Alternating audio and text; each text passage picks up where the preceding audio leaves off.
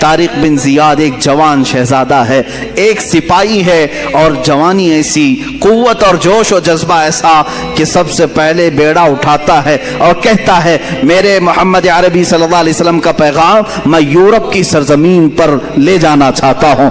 Europe کی سرزمین عیسائیوں سے بھری ہوئی، مسیحیوں سے بھری ہوئی، صلیبیوں سے بھری ہوئی، اور بہت سخت قسم کے عیسائی تھے۔ اس وقت جانے کے لیے عرب اور یورپ کے بیچ میں ایک سمندر تھا، اس سمندر کا سفر طے کر کے ان مجاہدین کو جانا تھا۔ طارق بن زیاد اپنے جوان لشکریوں کو لے کر سمندر کا سفر طے کرتے ہیں۔ سب سے پہلے کہاں اترے؟ اسپین میں اترے، جس کو اندلس کہا جاتا ہے۔ طارق بن زیاد وہاں اترنے کے بعد ساری جگہ کا معائنہ کیا، نئی زمین ہے، نیا علاقہ ہے، نئے لوگ ہیں، عرب کہاں یورپ کہاں، دونوں کی تہذیب الگ، دونوں کی زبانیں الگ، دونوں کا کلچر الگ۔ نئی زمین پر آئے، اب ایک بار پھر مڑ کر کے اپنے لشکریوں کی طرف دیکھا، جوان تھے، بھری جوانی تھی سپاہیوں کے اندر، اور کشتیاں بھر بھر کر کے آئے تھے۔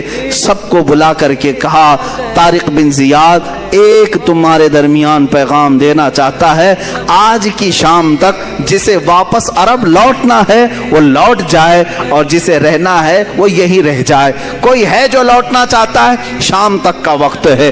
شام ہو گئی، ایک بھی سپاہی واپس جانے کی بات نہیں کیا۔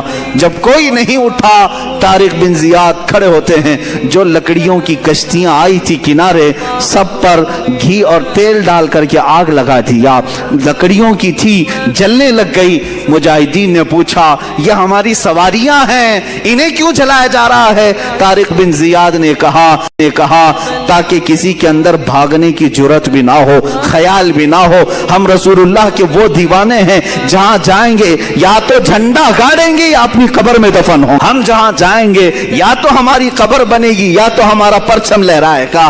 طارق بن زیاد کا یہ جوش، یہی جوش تھا، یہی ولولہ تھا۔ ان مجاہدین نے پہلا قدم رکھا اور اللہ نے بھی انہیں فتح مبین عطا فرمایا۔ یورپ کی سرزمین سمٹتی چلی آئی، ان تابعین اور کچھ صحابہ کے قدموں میں یہ یورپ کی سرزمین ایسے آتی گئی کہ ایک وقت ایسا آیا کہ اس اسپین پر اسلامی حکومت کا راج تھا۔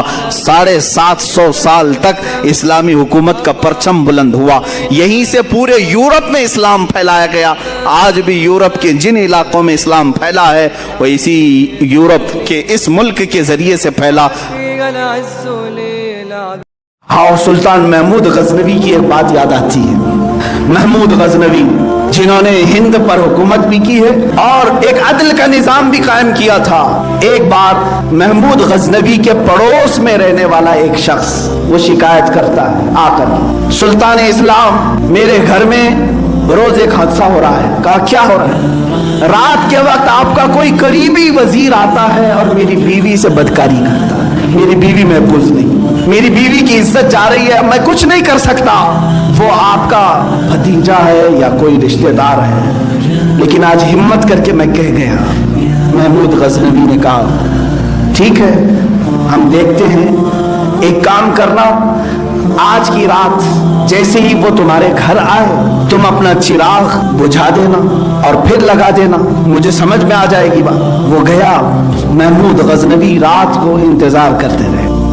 یہ ایک ایسے مجاہد کا نام ہے جسے صلاح الدین کہا جاتا ہے، کہ صلاح الدین ایوبی کی تاریخ میں حیرت کی بات میں اگر آپ کو بتا دوں، ایک وقت ایسا بھی آیا کہ صلاح الدین کے پاس 12,000 کا لشکر تھا، سب سے بڑا لشکر، 12,000 کا لشکر تھا۔ عیسائی کھار کھائے ہوئے تھے، ہر جنگ میں ہارتے تھے، شکست کھاتے تھے۔ تو کیا کیا؟ صلیبیوں کے بڑے بڑے بادشاہوں نے اپنی فوجیں جمع کرنا شروع کی، اتنی فوجیں جمع کی کہ 4 لاکھ کو پہنچ گئی۔ چاروں جگہ سے اگر وہ حملہ آور ہو جائیں تو پھر ہم مٹھی بھر ہوتے ہیں، تمہارا کیا خیال ہے، ہم یہ چھوڑ کر چلے جائیں یا پھر میدان میں رہیں؟ فوجیوں نے جواب کیا دیا؟ وہ کہتے ہیں کہ ہم کسی ایرے غیرے کے سپاہی نہیں، ہم صلاح الدین کے سپاہی۔ اللہ کے شیروں کو آتی نہیں روباہی، آئینے جواں مردہ حق گوئی وہ بے باکی۔ اقبال نے سچ کہا تھا، اللہ کے شیر کبھی لومڑی بننا پسند نہیں کرتے،